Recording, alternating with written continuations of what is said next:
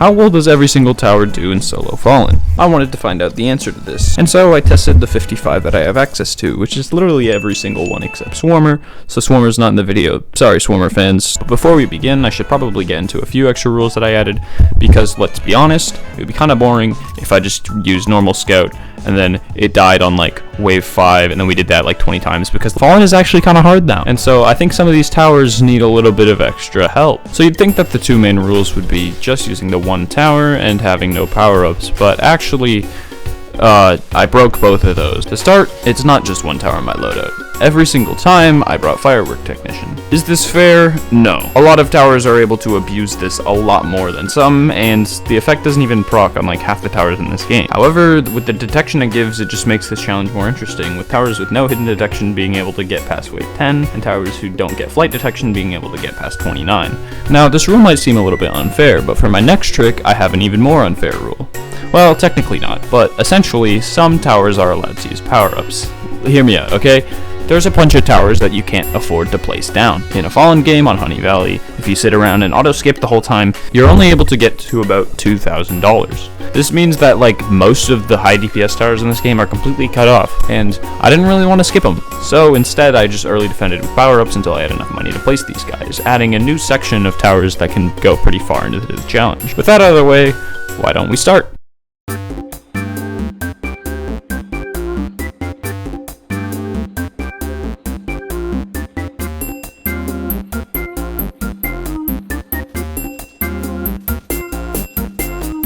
The first 10 waves of Fallen are a pretty chill time. All you really have to do is get your defense up and start farming. Obviously, there's no farming here, so the only thing I have to worry about is hiddens on wave 10. Seems pretty easy, right? And you're telling me that 6 towers went out in this section?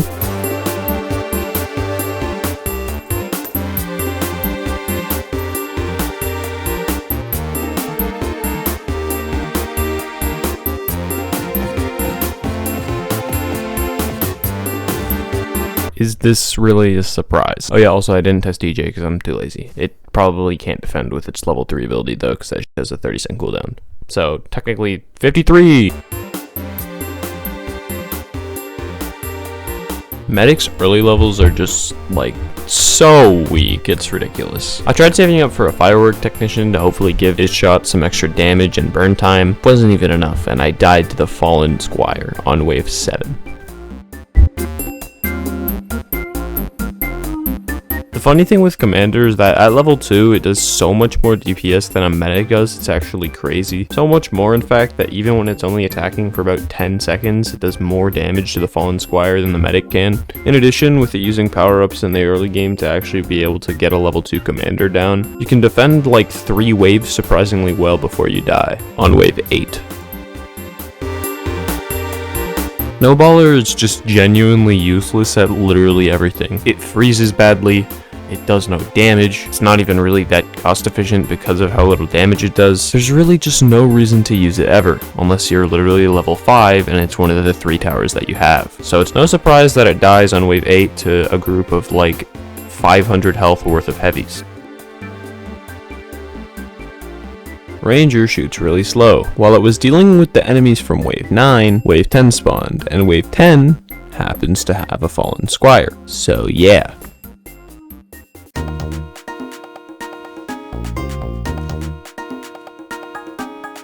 This is the first tower to ever see wave 10, which is kinda crazy because we're, 4 minutes into the video. The Demo Man is really weak, and it's only level with like basically any good damage is its max one, which is really expensive. I decided to just spam low level ones because I figured that would be more efficient than getting the max level. However, the Demo Man does have an issue with fast enemies because it will throw the grenade, but sometimes it will miss or shoot behind it, meaning that it won't get like the center of the hit, dealing max splash damage. So on a wave with a bunch of 200 health, high defense, high speed Fallens, the Demo Man doesn't do too well.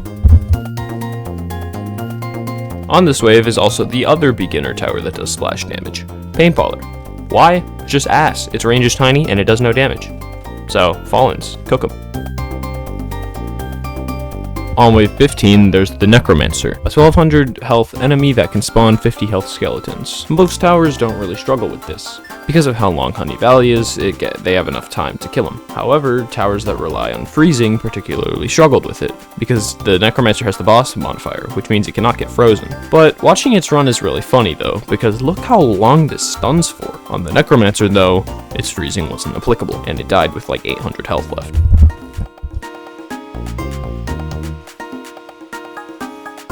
With Cryo, my strat was to get one level 2 to get the damage for the early game, save for a Firework Technician, and then spam level 0s to hopefully proc it. Luckily, the level 0s did actually proc, so I was able to clear everything. But again, it can't freeze the Fallen Necromancer, so I got killed by it, albeit a lot closer with only 300 health remaining. Jester is a tower that relies heavily on its max level, not only with it giving the Confusion Bomb, but also just increasing its DPS by so much that there's no point in really getting any other levels. The problem with this is that Jester's max level is really expensive, and the DPS it does at max still isn't even really that good. While it was enough to take out the Fallen Necromancer, it died 2 waves later to a bunch of Fallens and aggro enemies. Harvester is also very expensive for what it does, and after barely surviving wave 16, it was inevitable that it would lose on the next wave.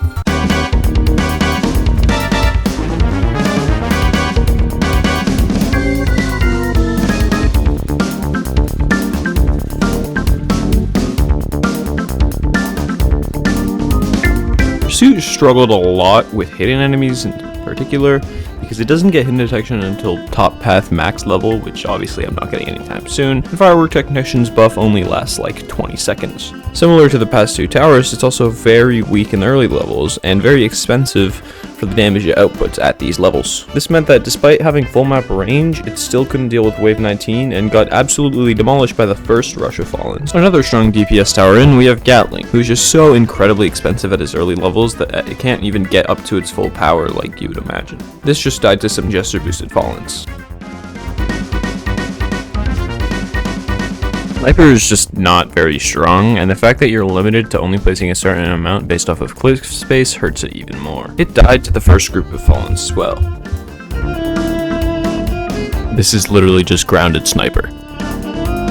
While Rocketeer did get buffed to get a lot stronger in its early levels, it still isn't enough to actually make it that good.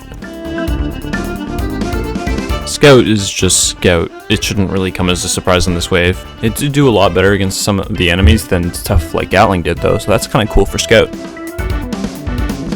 Turret actually got kind of close to killing this wave, but because of how expensive it is, there's no way I could get like any little extra money by playing differently to be able to kill it. After all, I was like $10,000 off of getting another upgrade on any of my turrets. Because I don't have Frost Blaster, I played this one on one of my friend's accounts, but it didn't really matter. While Frost Blaster did get very close to killing the wave, as its freezing ability was able to destroy all the Fallens, the Fallen Hazmats are no freeze and just sped through. Wow. Finally, we're done with wave 19. That only took 8 deaths. Next up is Gladiator, who was able to clear wave 19, but struggled heavily with Necromancers, and then died on the next wave when there was multiple.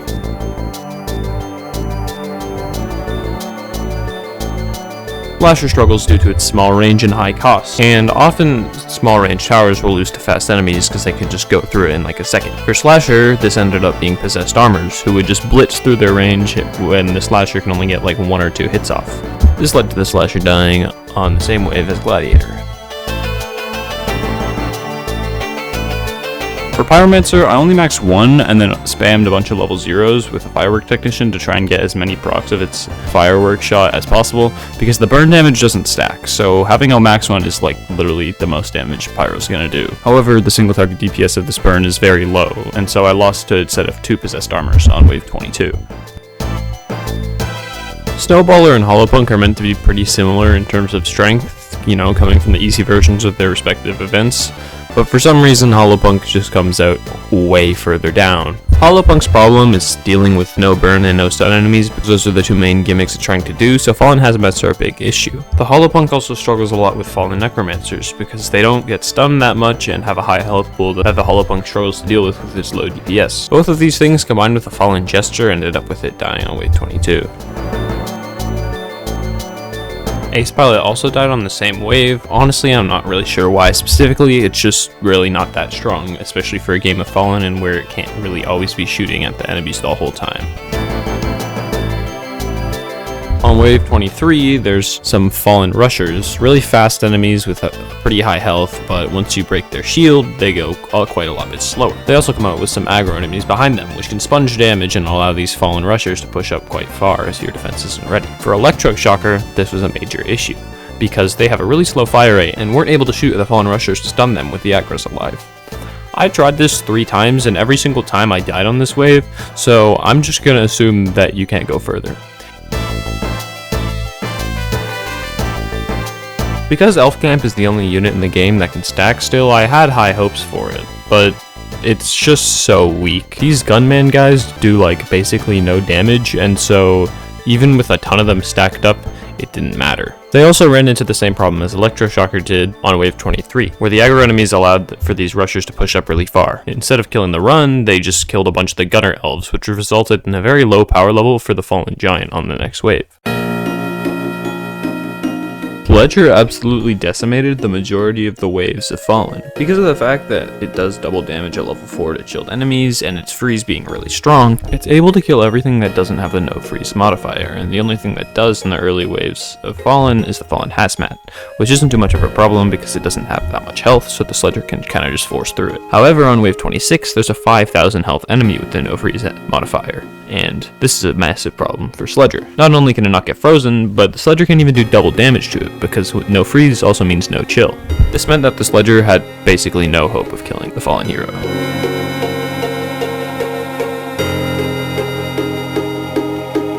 Well, Pyro is similar to normal Pyro because, it's just the gold version. It doesn't do any single target DPS. I had the same plan, and it was working. I did end up maxing my Firework Technician, however there was no way that I would ever be able to kill this Fallen hero.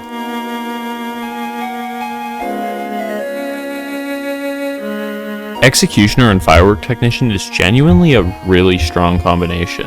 You see, when the Executioner throws its axe around, it will usually hit like 10 plus enemies, and even more if there's big enough crowds. Firework can also proc a firework on any of these hits, meaning that the splash damage that they can do is just so incredibly high. Problem is though, they have no single target DPS between the two of them. This led to the Executioner dying to the same thing as the previous 2 towers, the Fallen hero.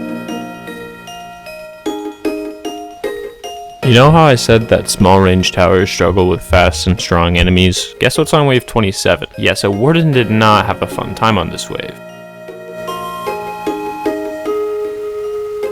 Toxic Gunner's poison damage is pretty strong, but as we've seen is pretty common with the past few, it doesn't really have single target DPS, and the Fallen Shield is fast and has a lot of health. While the Toxic Gunner did get quite close, it wasn't enough.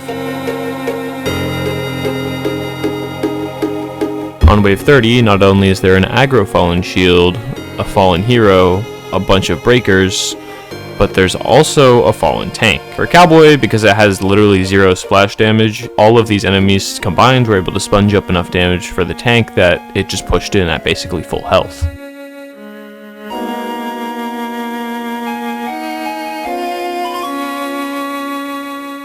While Mortar does have a strong single target DPS, that's not its main purpose, so the incredibly large health pool of single target enemies on this wave was also too much, although the Fallen Tank only had like 3,000 health remaining. Trapper is just generally a pretty interesting tower, and its landmine ability was very strong, which allowed it to get carried through most of the game, but the tank just had too much health for it to deal with, and it died with only like 1,000 left.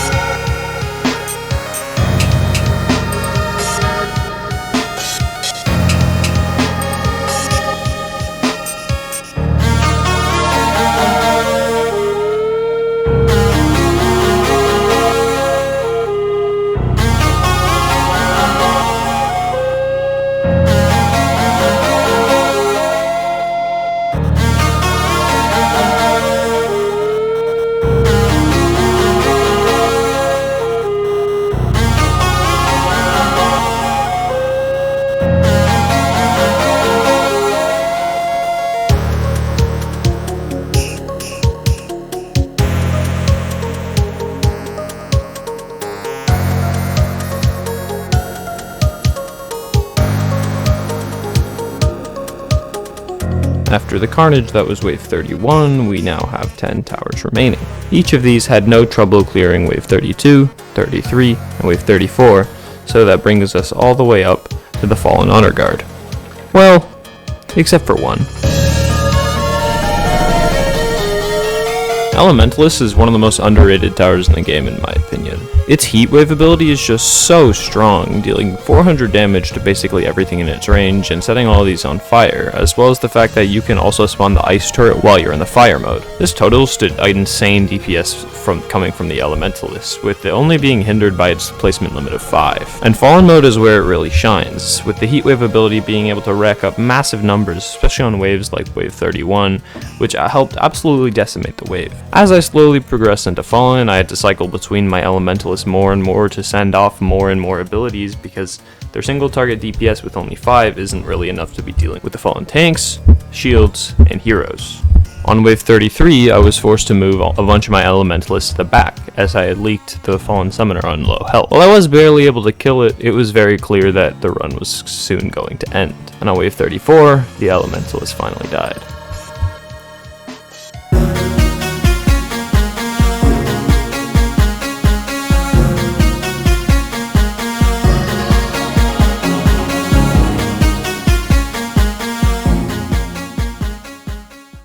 While in a normal Fallen game, the Fallen Honor Guard might just seem like a pointless mini-boss that never really does much. In this challenge, it was different. At this point in time, most of the towers have reached their max power level, whether it be 6 max engineers, 3 max merc bases, 15 max gold minigunners, the list goes on. This changes the boss from just being there to help you get money as your defense slowly gets stronger and being a slight DPS check, but really not too bad, to an actual menace because your towers have probably already hit their max potential a few waves ago, so this boss fight genuinely becomes challenging. And out of the 9 towers remaining, only 4 managed to make it through.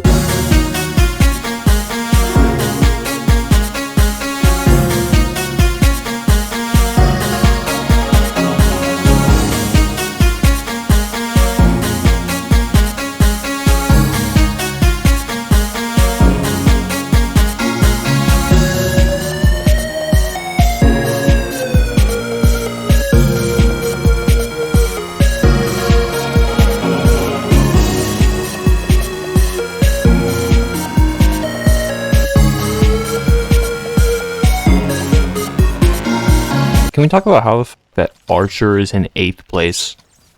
Archer. I understand it got buffed, but like, god damn.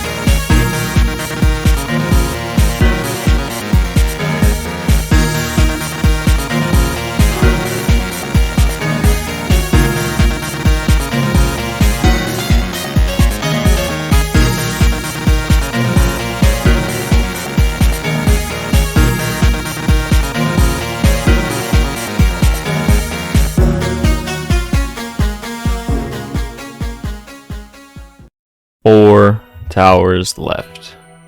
I wasn't expecting wave 35 to be as much of a roadblock as it was, but now that we're through it, it's pretty clear that these are some of the best in the game.